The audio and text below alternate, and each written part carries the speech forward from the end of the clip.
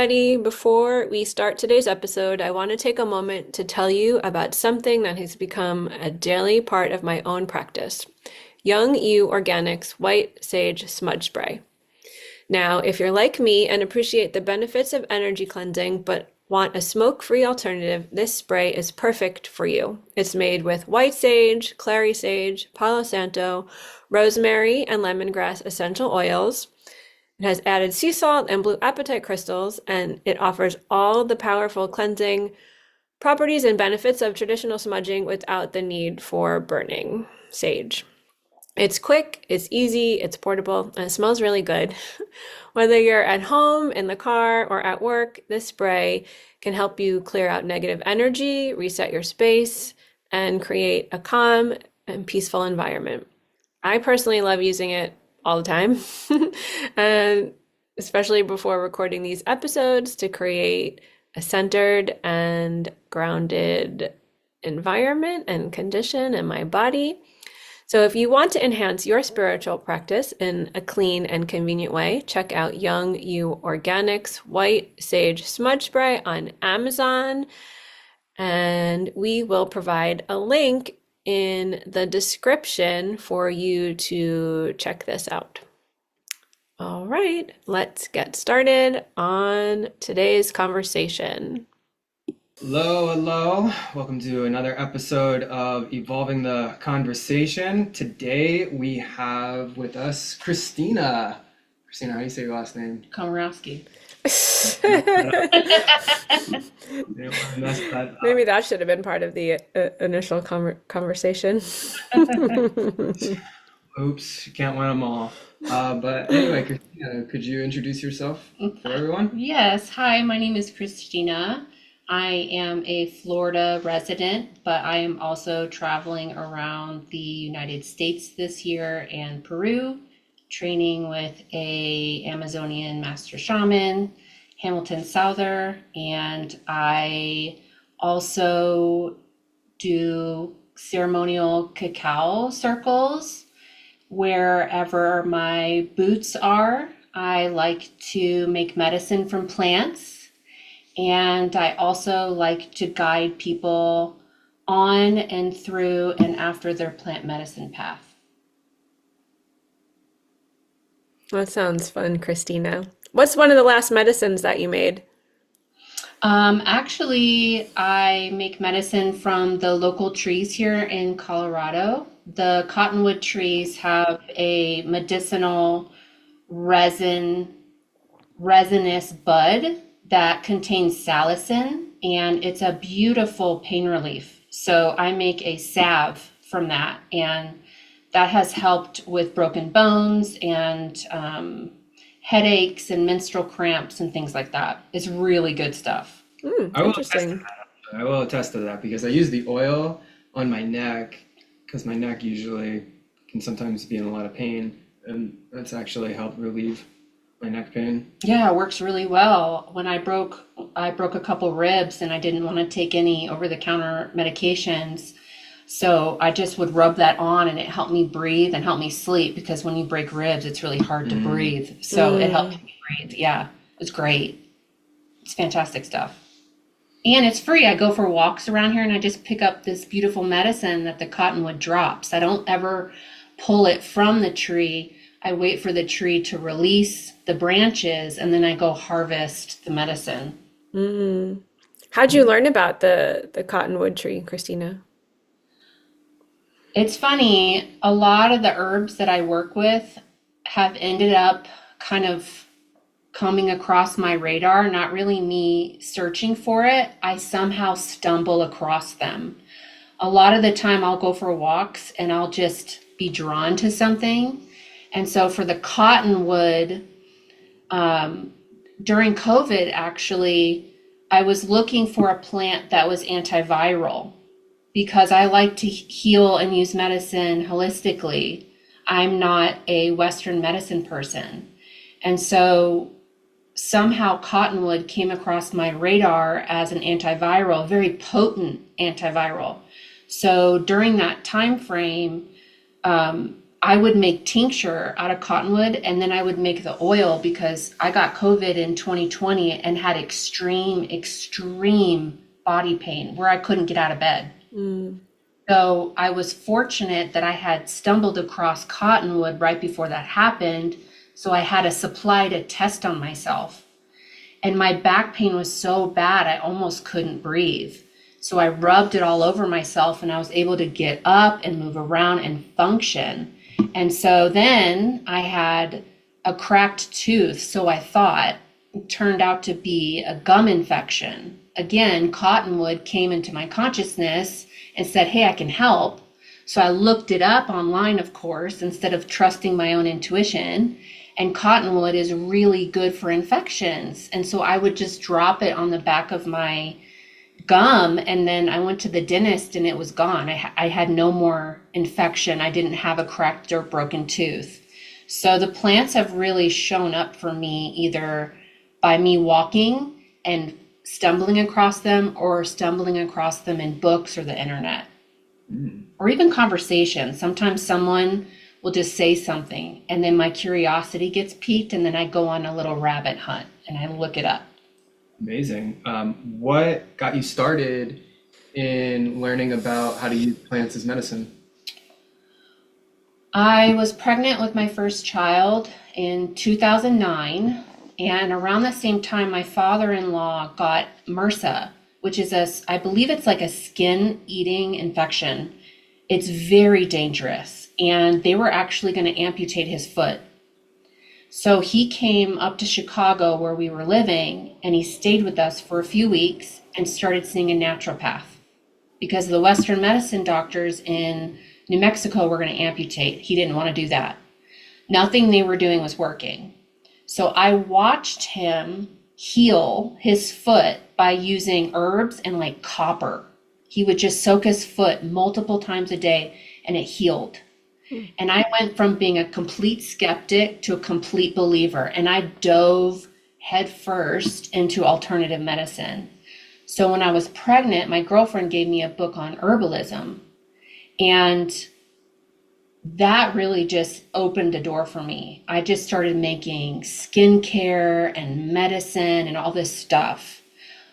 When my kid was younger, I would say about a year old, he started getting this rash on his skin. And the pediatrician would tell me, give him Benadryl. And there was like this innate knowing inside of me that that wasn't going to get to the root of what this was. So I think having kids and dealing with how the Western medical system, I see it more like a Band-Aid. They're doing more of a surface treatment. I'm more interested in the root. So having kids and having things come up for them that wasn't getting addressed by our doctors is what really made me start exploring this. And then I started to see like the things that I was making was actually helping people. Well, that's an incredible journey Yeah. into, learning about these things. That's incredible. That's inspiring. Yeah. Absolutely. Absolutely. So you were inspired to learn about plant medicines from your father-in-law's treatment that he had received with a naturopathic doctor, and then with your pregnancy. And so could you pick it up then from there, how your studies sort of went along this journey? Yeah, so I had my second child in 2012, and I started opening up more and more about how much I loved plants. And my girlfriend at the time said, well, why don't you join the Master Gardener program? Because I would always talk about plants. I've always talked to plants and trees since I was a little girl. I just never saw the connection. We were always in conversation, but I thought everybody did that. So my friend recommended I go into the Master Gardener program. So I did that for a year and then found through Oregon State University that they did an urban farming program.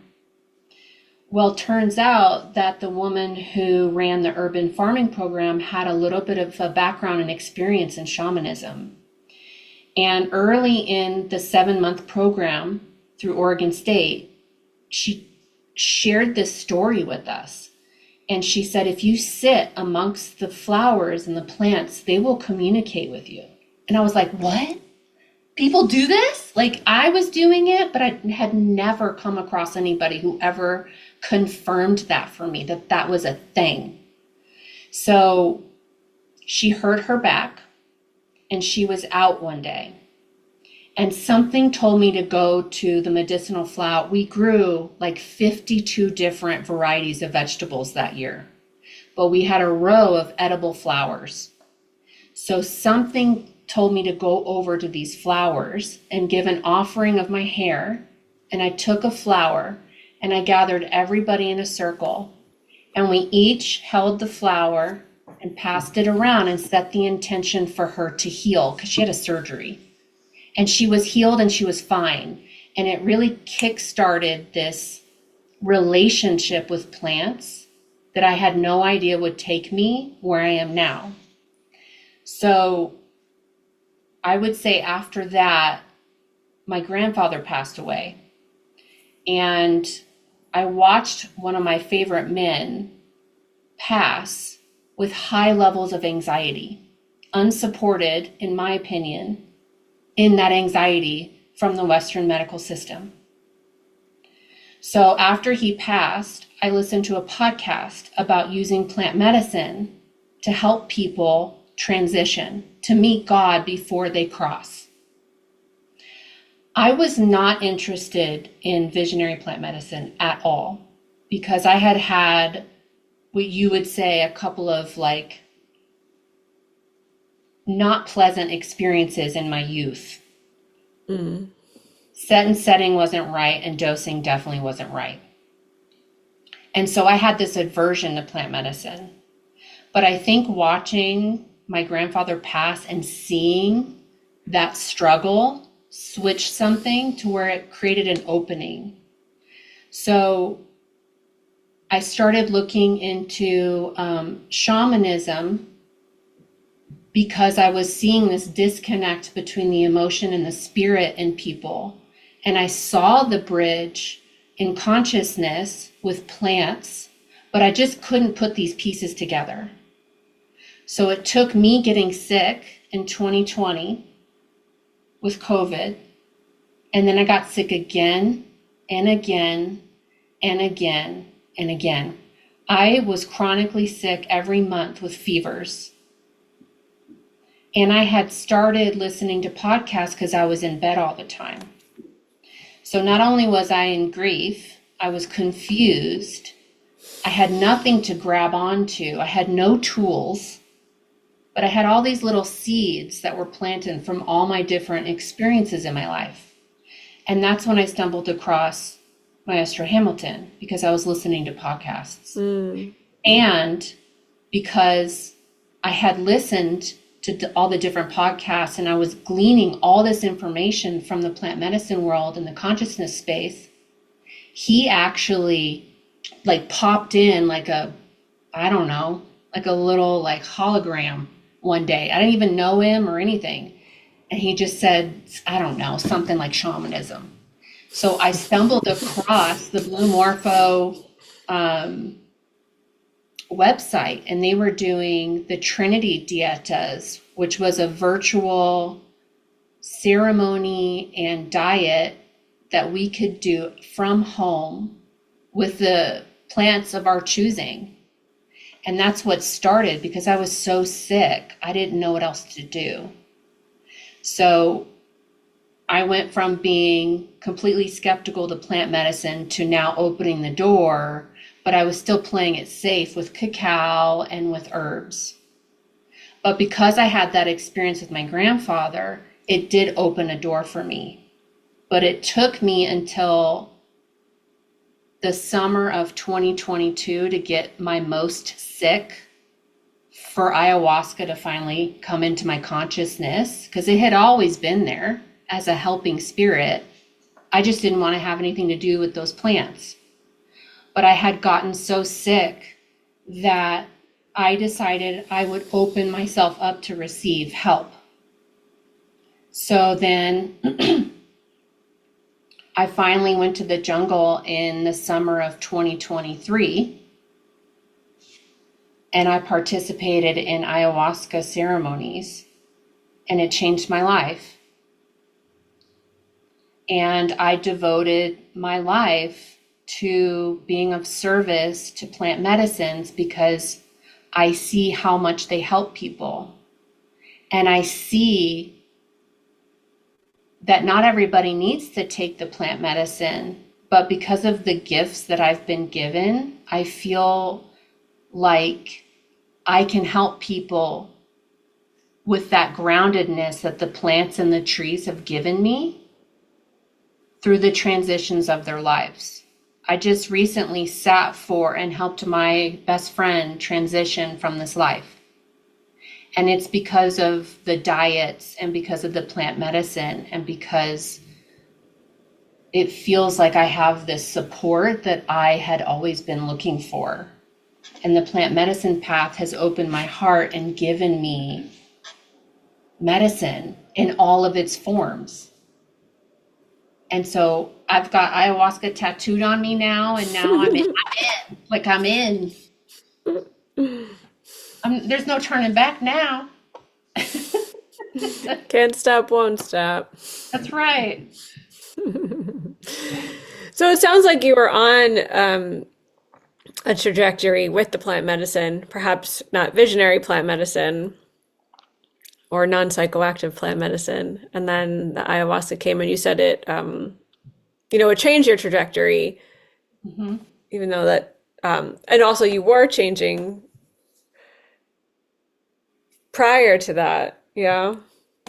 Yeah, and I thought I had started working with ceremonial cacao. I had done an apprenticeship in 2022, and I thought that would be the extent of my plant medicine path because I really had made an agreement with myself that I didn't want to have anything to do with visionary plants because of my past experiences and my past anxiety levels.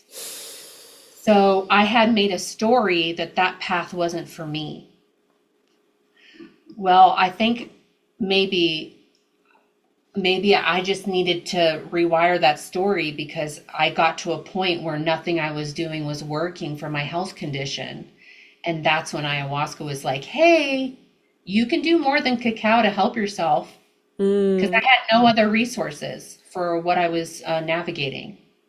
And so because of my agreement to change the story and to reopen myself up to ayahuasca and to at least try to be helped, my health condition has significantly improved. And I'm still working on it, but it is night and day difference. So It's changed my life.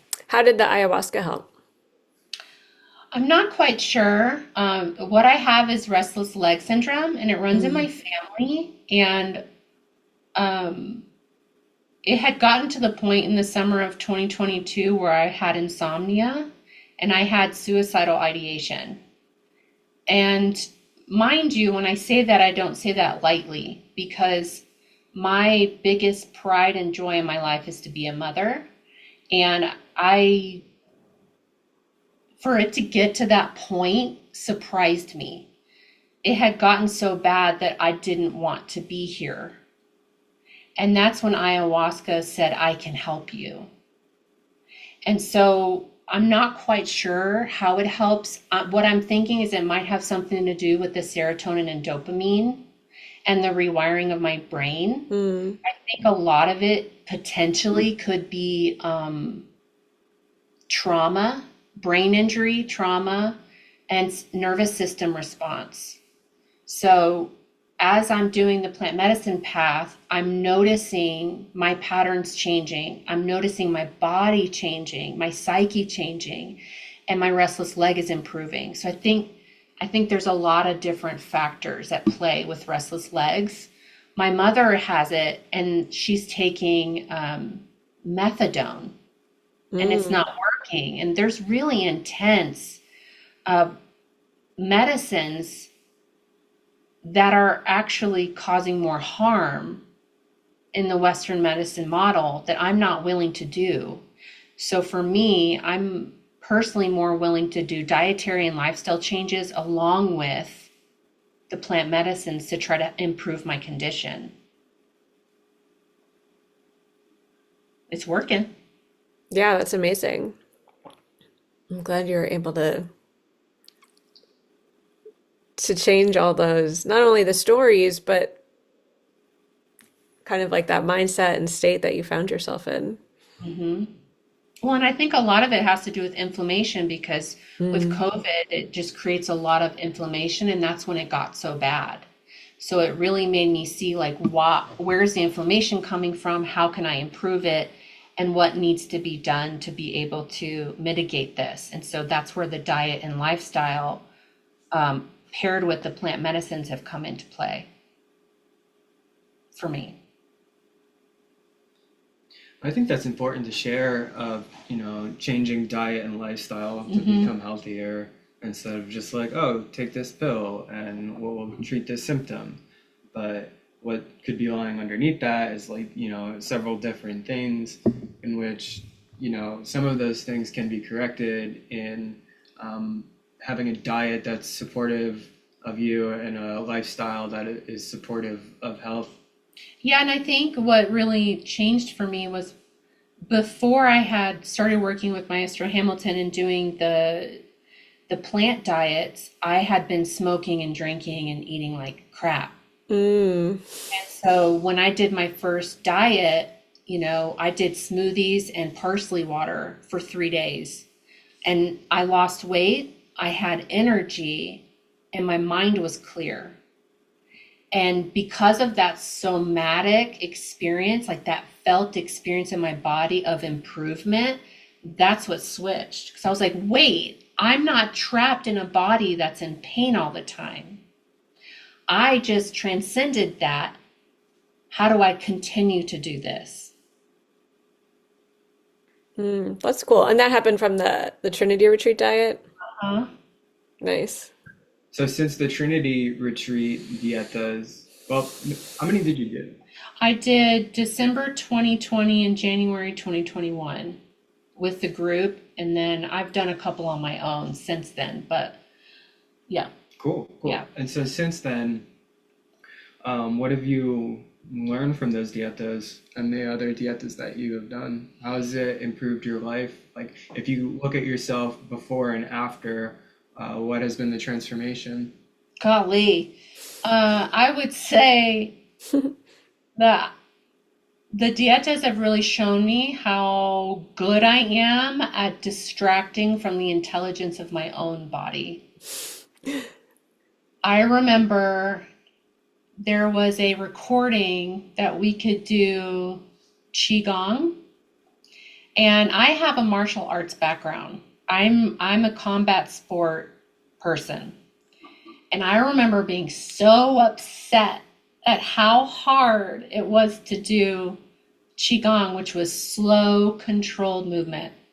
I couldn't do it. It was so hard. And what I see now, even with the breathwork practices or yoga, I had such a difficult time with them because it created this slowdown. And then it tuned me into the intelligence of my body that I was trying to externalize through other sources and other people. And so over the years, I finally have been able to drop into the intelligence of my own body and reverse that through the practice of these dietas over the literal years of shedding addictive behavior and distraction techniques. I've been able to reorient to a state of calm and a level of introspection and relationship with myself that I'm now learning to not externalize everything and outsource everything. So I'm learning how to ask myself first, and then if I need perspective, I then go to people I trust. It's a complete 360 of how I was living my life. What would you say the challenges are that the dieta brings up and helps you to move beyond the struggle? What has been those stories for you, if you would be comfortable sharing? Yeah, you want to know the big one? Go ahead. I really, really created story around the nourishment that food gave me. And so I think the biggest thing that I've learned with dietas is how much I attributed nourishment and love through food. So when you do a dieta, you're really removing a lot of addictive foods. If you're removing all addictive foods. And I found that I was in a spiral of suffering because I couldn't have the things I was constantly reaching for. The interesting thing I found when I went to the jungle in 2023 was that I was uncomfortable with the feeling of hunger in my stomach. That I was so accustomed to keeping my stomach with the feeling of fullness that it led me into this exploration of why does an empty stomach create so much anxiety for me? And over the year since then, year and a half or so, I've really come to understand that I was outsourcing nurture and nourishment through food and through that satiation rather than cultivating that within myself through breath work, through yin yoga, through self-love practices, through positive affirmations, through hugging myself, things that I was reaching for. And now I'm learning how to provide for myself. But it all started with that feeling in my belly. And it reminded me of this like umbilical cord, right? So where was the nourishment lacking? And then learning to look at that and sit with that discomfort, because when you're in dieta, you don't have food or drinks to reach for. I didn't. Not the normal ones. Yeah, not the Not normal the ones. normal ones. Bland food, right? Bland rice, boiled chicken, maybe a plantain that has the texture of a candlestick. I kind of switch things up with my dieta these days, but yeah, I think that's an important. I think it's an important understanding of, in my experience with the dieta and the teachers that I work with, is through the dieta process of understanding food first as nutrition. That's going to nourish the body, and how you relate to food can be of, defining it just as that, like as nourishment, but it doesn't have to be something you reach for comfort all the time. And I mean, in my experience, I like moderation with that, because like sometimes, like, I enjoy the chocolate covered nougat and the chocolate covered crackers. They're pretty good, right? But it's not In moderation. yeah, in moderation. Like, I don't want to have that addiction to food or different types of foods, or I think anything of that. I feel like I was addicted to the feeling. Like I was addicted to the feeling of satiation. Like it felt like it gave me this completion, this wholeness. I was cared for. Makes sense. Yeah. Yeah, that's such a really transformative experience to really be able to notice you were reaching for that on the outside and to then be able to give yourself that from the inside.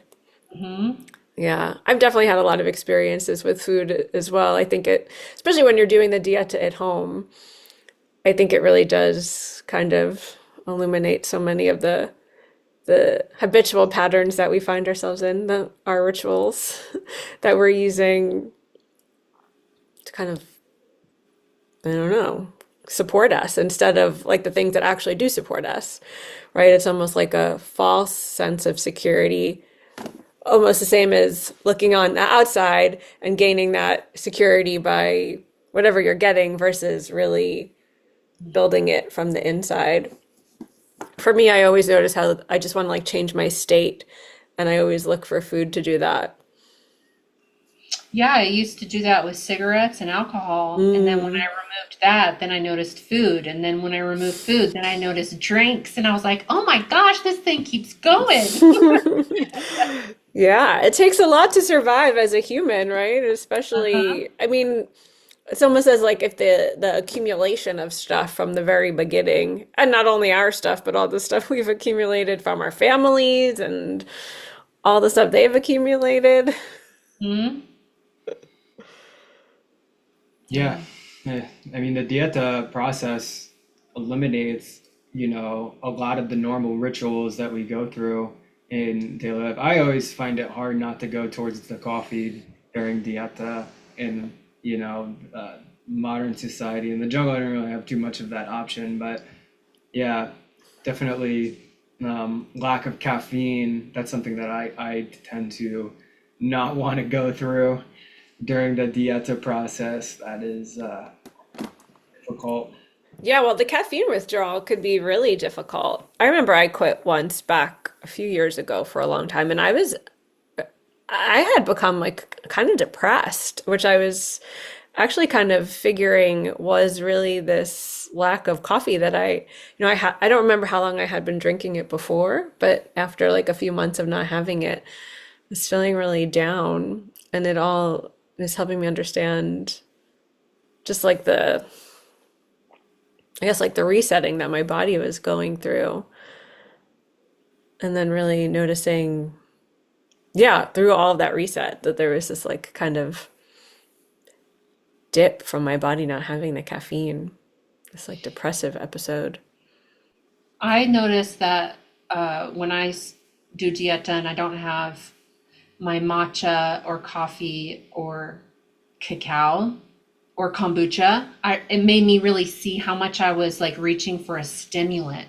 Mm, And then it was showing me like how do I create like that stimulation from within. And that's when I started getting into like breath work yeah. because I I feel like I externalized feeling in my body without realizing I could create that feeling from again from an internal state.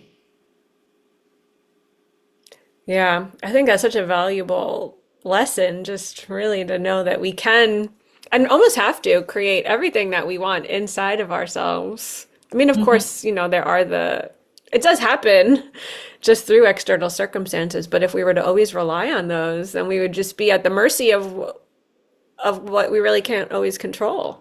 Yes. So it's actually really empowering. I mean, you think about it. I mean, it takes some practice and some dedication and some discipline, I think. But it really is, it's such a more powerful position, right? To be in that, like, I am and I can control, like, this is what I can control versus how can I get. Hmm. I think the nourishment piece for me really it drove home for me when I started a remothering practice for myself because I noticed that I had some patterns in my psyche and I had language towards myself that was very critical. And through that criticism that I was constantly repeating in my head, that was driving these external behaviors. Mm, So when I created a devotion for myself for 3 months, like a trimester, that I was going to, like a pregnancy trimester. I was doing a 9 month container, but for my first trimester, my job was to sit at my altar every morning and set the intention to repattern criticism to compassion. And that voice in my head that had been driving these behaviors through sabotage within maybe 2 or 3 weeks completely flipped and reoriented that criticism into compassion for myself. And it was when I started to love myself and no longer participate in those sabotaging behaviors and get curious about myself because of that compassion and that remothering practice made me go, what do you need? mm. You need to reach for that. And like I learned to start talking nicer to myself because I would never talk to anyone else the way I was talking to myself. Yeah. I relate to that. I used to be not very nice to me, but I've been repatterning that and loving myself more. And the more I love myself, the more I take care of myself, and the more I nourish and nurture myself, the less sabotage I have. And it's just pedaled me back into love, and it's just created more and more and more opening for success. Mm, It makes beautiful. sense psychologically, when dealing with the inner.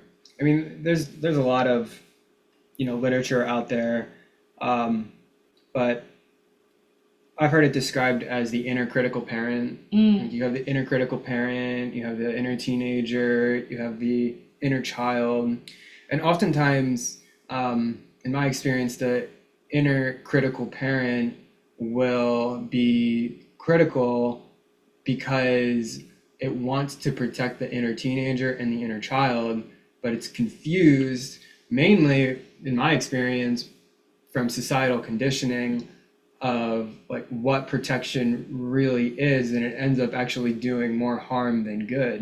If the inner critical parent is criticizing me for whatever, don't show up as yourself because other people will not accept you or will not accept me. It's it's uh it's criticizing that way so that I could be accepted based off of societal standards.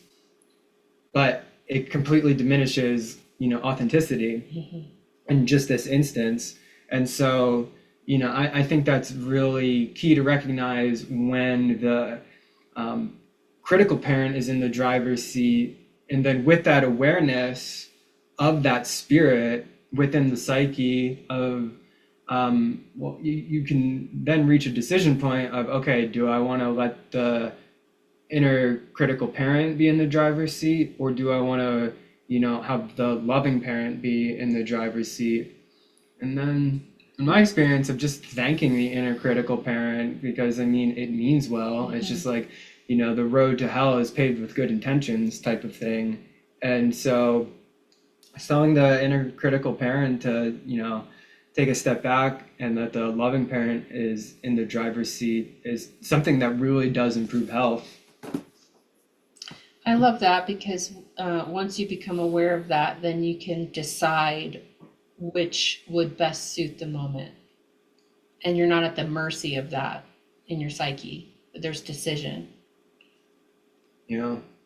And so what I don't want to just turn it towards me, but I just feel like it'd be worth to share is that what I've been working on in these different types of spiritual practices is just transmuting or transforming the critical parent into the loving parent. Yeah, I think that's important. And I think that's similar to what Christina was just talking about. You know, we have to give ourselves, or we get to give ourselves the things that we need that we didn't get, that we got the wrong way, instead of looking for it outside, right? At one point it is our caretaker's job to give us all that nurturing and attunement. But after a certain age, like we are the ones that have to attune to our own selves. Of course, we could, work with other people that teach us how to be that voice, but ultimately they're also teaching us. That way we could then, internalize their good mothering or good parenting voice. But ultimately, I really, like we're saying, it comes back to us being able to attune to ourselves and really give ourselves the thing that we need. And that attunement too really is, I think, super important. I think I feel like that drives it home for me because through all the experiences that I've had in my life that have led me to this point, that is the thread that I actually needed the most was that attunement. Yeah. At the end of the day, that was the thing that I needed to learn was to rewire my tuning fork so that I could listen to me and not be at the mercy of my addiction or the saboteur in my psyche, but to really be in alignment and attunement with my heart and with God, source, divinity, and then operate from there. I think the awareness of patterns and behaviors always leads to decision because, I mean, if you're unaware of something and you didn't know anything different, then you couldn't be any other way. Mhm. And I think that goes for everyone. But then when you become aware of, these things, it always leads to the decision, well, do I continue with these things or don't I? Mhm. I continue with the coffee today. Still working on that one. But Yeah. And that's okay too, right? It's not an all or nothing thing. I think that's also a really important lesson mm, for us all. Like the all or nothing is a very young way of thinking, right? It's a very black or white way of thinking. It's like it doesn't have to be like I don't ever drink coffee. It could be like this morning I'm going to check in and attune to myself and do I want coffee today? No. Okay, so hey, I'm gonna have the cacao or the tea or the whatever. Or you know what? Still gonna have the coffee. Like at least you're then like really consciously deciding. I think that that's huge because I also noticed that I would self-flagellate if I made a decision maybe I knew I shouldn't have, then I would perpetuate self-abuse by Mm. internally beating myself up.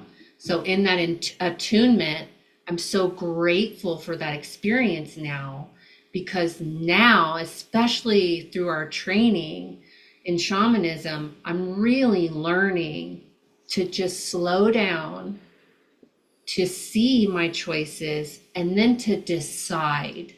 Once I make a decision, we're off. Like, let's go. There's no more like dialogue or self-flagellation or self-abuse based upon it because I had awareness and I decided from that place and I feel good about it. Mm. I think it really touches upon the intentions of the Dieta for the plant medicine spirits to change us in subtle and profound ways. Mhm. Thank you, plants. Yeah, Thank you. Yes. thank you. Hell yeah. I'm just laughing or internally laughing thinking about you, Nick, needing more gratitude this morning. Yeah, this is really funny. Like I woke up, I was like, God, what do I need? Be grateful for everything. Go to your doctor's appointments, and then beforehand I'm cursing the sun because it's not working with us with the lighting. Yeah, got to It's work on always that. working with you. Uh, Well, Christina, it was so great for you to share all of that, all of your like transformational story with us. I learned a lot today. Hmm.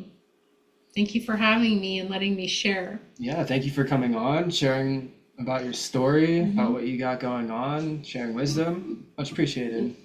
Yeah, Thank you. thank you, Christina. Much This was fun. gratitude towards Much you. And I'm gratitude. really glad you got all of the medicine that you needed, so you were able to transform in the ways that you did. I'm grateful for the many, many, many snake skins that have been shed along this process and the trust that I've been blessed with to know that everything is happening in accordance to my highest divine plan and that Mm. I'm so supported in our community and loved and I'm held and every day is a surprise and it's fun. Like that's the point for me is I'm no longer sitting in like addiction and depression. I feel like every day my intention is just to have more fun. And so Hmm. plants have really changed my life. That's beautiful. Yeah, I hope every day is more fun for you and for everyone, right? Yes. Yeah, like take advantage of being alive. What a gift. What little It fun thing is. could you add into your day? I mean, you don't have to answer. It's just a broad Okay. question to ask. I was like, I'll go pick more No, cotton it's just with like us. a broad question to ask yourself, like how small or how big something could be, Yeah. but Yeah, add I into mean, I your life. think that's important to remember, right? Like fun. I would judge myself like, oh, I don't know how to have fun. I was like judging the things that I thought were fun as like someone who really knew how to have fun wouldn't think that those things were fun. Whereas like doing my puzzle could be something fun and enjoyable. It doesn't have to be like I went to the club or Yeah. I, you know. Reading a book for me is fun, and like someone else would be like, "That's fun." I'm like, "Yeah." It's Mm, you get to decide. yeah. Yeah, that's so beautiful that we do get to decide. Well, So everybody, go have fun, go be grateful, go attune to yourself, and leave us a like, a comment, and or share this episode with a friend. We're grateful for you tuning in and offering your support to our podcast today and to Kristina. Oh, Kristina, do you want to share any of your social media or where people could find you if they want more information? Yeah. yeah, I'm on Instagram at Kristina.medicina. And then I have a website which I could provide for you guys and you could share it. Sure. Yeah, we'll Yeah, share that in the show notes for sure. I'll share great, all the Great. links. So great. go check out Kristina. Thank you, Kristina. Thank you, Thank Nick. you. Christina, Bye. bye.